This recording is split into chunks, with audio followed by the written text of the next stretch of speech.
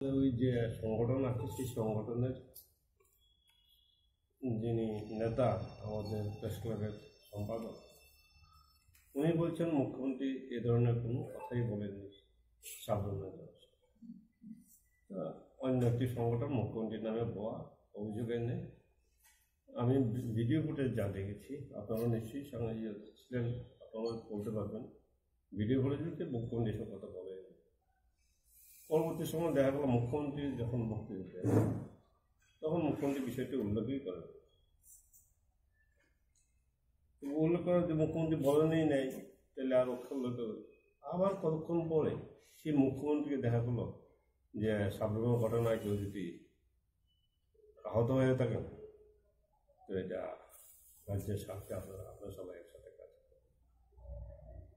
উনি একজন বলছেন যে এই ধরনের ঘটনা ঘটে। পরবর্তী সময় একজন বক্তা যাকে কেন্দ্র করে এই ঘটনাটা হচ্ছে, আমরা রাস্তায় আসি, মুভমেন্টে আসি, উনি বলছেন যে যদি আহত হয়ে থাকেন তার জন্য আমি দুঃখ প্রকাশ করছি। একজন বলছে ঘটনাই ঘটেনি, আরেকজন স্বীকার করছে ঘটনা হয়েছে, এক রাজ্যের মুখ্যমন্ত্রী স্বীকার করছেন ঘটনা হয়েছে, এই জন্য আমি আপনারা সবাই মিলে এইগুলি করে আমরা কি শিক্ষা দিচ্ছি, আমরা কি শিক্ষা নিচ্ছি, আপনাদেরই কি শিক্ষা দিচ্ছি? আপনারা যারা আমাদের পরবর্তী সময় আপনারা যাবেন তারা সাংবাদিকতা করবেন, কি নিয়ে সাংবাদিকতা করবেন, কোন অধিকারটা নিয়ে আপনারা এটা সান্নিধ্যে বলে এতটা বলতে চাইনি, কিন্তু আমি বলছি যে আমার খুব খারাপ লেগেছে যে আমাদের একজন সতীর্থ, আমার হাতে গড়া সতীর্থ মুখ্যমন্ত্রী হয়ে বলছে মুখ্যমন্ত্রী এই কথা বলেনি। আবার কালকে আমি দুটো তিনটে দেখলাম, টিভি চ্যানেল দেখলাম, ওই বক্তব্যের পাশাপাশি মুখ্যমন্ত্রীর বক্তৃতাটাও করে দিয়েছে, এই প্রচার করে দিয়েছে। ফানি থিং না, আমাদের নিয়ে এইসব করা হচ্ছে। আমার মনে হয় সুবোধার প্রসঙ্গটি গতকালকেও 3 জন সাংবাদিকের উপর হামলা হয়েছে। এটা উত্তর বৃদ্ধি পেয়ে যাচ্ছে। আপনারা এতক্ষণ ধরে সুবোধার মুখে শুনেছেন যে প্রায় 20 জন সাংবাদিক এই ছোট্ট রাজ্যে আক্রান্ত হয়ে গেছে মুখ্যমন্ত্রীর হুমকির পর। তাহলে হুমকি ও হামলা পাশাপাশি চলছে এবং সেটা সাংবাদিকদের উপর সেন্ট্রালাইজ হচ্ছে, কেন্দ্রীভূত হচ্ছে। আমরা অ্যাসেম্বলি অব জার্নালিস্টের পক্ষ থেকে তার তীব্র প্রতিবাদ জানিয়েছি। মূলত অ্যাসেম্বলি অব জার্নালিস্টের প্রত্যাবর্তন বা রিভাইভাল এটার উপর ভিত্তি করেই হয়েছে। আমরা সাংবাদিকদের নিরাপত্তা চাই, সংবাদ মাধ্যমের সুরক্ষা চাই। এই যে আপনি এখানে কাজ করছেন, আপনি যদি নিরাপদে কাজটি করতে না পারেন, আপনার পেশাগত কাজ যদি আপনি সম্পাদন করতে না পারেন, আপনার উপর যদি হুমকি দেওয়া হয় বা হামলা হয়, স্বাভাবিকভাবেই আপনার স্বাভাবিকতা নষ্ট হবে, আপনার সুরক্ষা নষ্ট হবে এবং এভাবে কোনোভাবেই কাজ করা যায় না। এটা একটা গণতান্ত্রিক পরিবেশ নয়। এই সমস্ত কিছুকে মাথায় রেখে গত 12ই সেপ্টেম্বর সাবরুমে মুখ্যমন্ত্রী যে বিবৃতি দিয়েছিলেন, যে 11 সেপ্টেম্বর যে কথা বলেছিলেন, তারপর থেকে তার ধারাবাহিকতা আমরা আমাদের রন্ধ্রিতে অনুভব করছি এবং সেটা আমরা মনে করি যে সেটা বন্ধ হওয়া উচিত। কারণ মুখ্যমন্ত্রী যেটা বলেছেন তার সূত্র ধরে কিছু দুর্বিনীত, কিছু দুষ্কৃতী সাংবাদিকদের উপর ঝাঁপিয়ে পড়ে তাদের টুটি চেপে ধরছে, সংবাদ মাধ্যমের টুটি চেপে ধরার চেষ্টা করছে।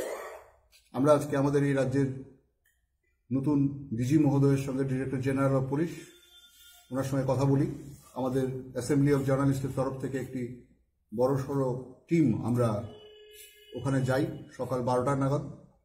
আমরা ওনার সঙ্গে কথা বলি এবং আমরা বলি যে আমরা ওনাকে সবটা বিষয় ওনার নজরে আনি এবং আমরা প্রতিকার দাবি করি ওনাদের কাছ থেকে যে কালকে যে ঘটনাটা ঘটেছে, এই ঘটনার সঙ্গে যুক্ত দুষ্কৃতীদের অবিলম্বে অ্যারেস্ট করতে হবে এবং প্রয়োজনীয় আইনি ব্যবস্থা নিতে হবে।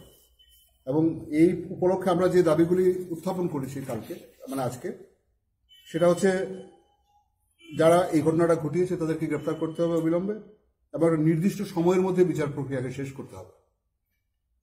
দ্বিতীয়ত হচ্ছে সমস্ত ডিস্ট্রিক্ট লেভেলের যে পুলিশ অফিসার আছে তাদেরকে সবাইকে অ্যালার্ট করতে হবে, সতর্ক করতে হবে যে এই সমস্ত ঘটনা বাড়ছে, সাংবাদিকদের উপর আক্রমণের ঘটনা বাড়ছে। সাংবাদিকদের সুরক্ষা দেওয়ার জন্য যেন এরা স্বতঃপ্রণোদিতভাবে কাজ করে। কোনো কোনো জায়গায় এমনি দেখা গেছে যে কোর্টের প্রসেসের মধ্যে সাংবাদিক যখন আদালতে যাচ্ছে তখন তার কাছে প্রশ্ন করা হচ্ছে যে আপনার উইটনেস কি করে হবে। আজকে এখানকার যে সাংবাদিক যিনি খয়াপুর গেলেন বা যিনি বিশালগড় গেলেন ছবি তুলতে বা খবর সংগ্রহ করতে, ওখানকার লোকালিটির সঙ্গে তো ওনার কোনো যোগাযোগ নেই। উনি কোত্থেকে সাংবাদিক বা উনি কোত্থেকে একজন সাক্ষী ওখানে জোগাড় করবেন।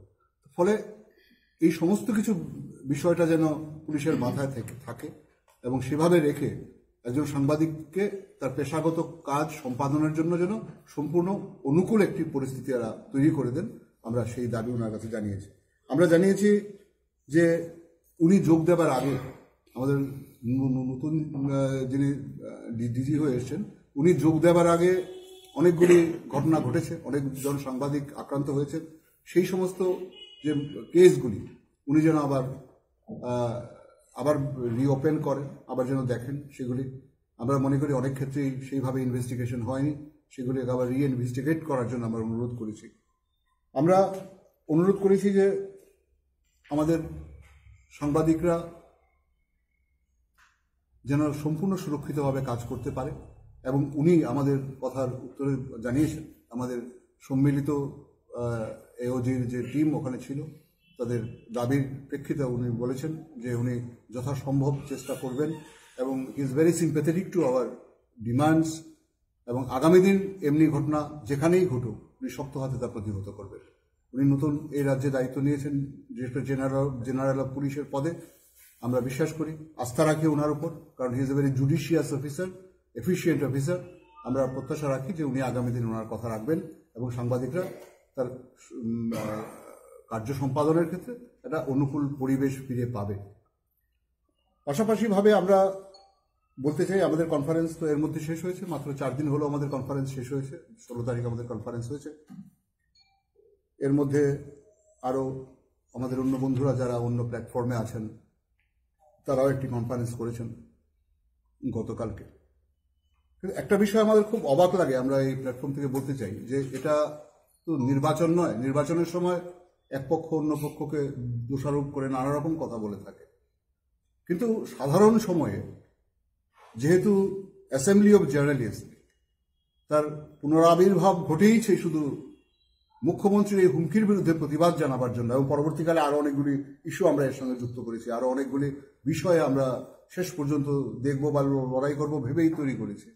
কিন্তু মূলত যেটা থেকে আমাদের অ্যাসেম্বলি অফ জার্নালিস্টের পুনরাবির্ভাবের কথা মাথায় এসছে সেটা হচ্ছে গত 11 সেপ্টেম্বর ওনার সেই হুমকি। কিন্তু আমরা দেখলাম আমাদের অন্য বন্ধুরা যারা অন্য একটা প্ল্যাটফর্মে আছে তারা সাংবাদিকদের যে বেসিক যে ডিমান্ড, যার উপর ভিত্তি করে সারা ত্রিপুরা রাজ্যের সাংবাদিক শুধু নয় বিভিন্ন পেশার মানুষজন যেটা বলেছেন যে মুখ্যমন্ত্রীর বক্তব্য প্রত্যাহার করা উচিত, আমরা দেখলাম এরা অদ্ভুতভাবে এই ব্যাপারটাকে সম্পূর্ণ ওভারলুক করে গেলেন। এই সম্পূর্ণ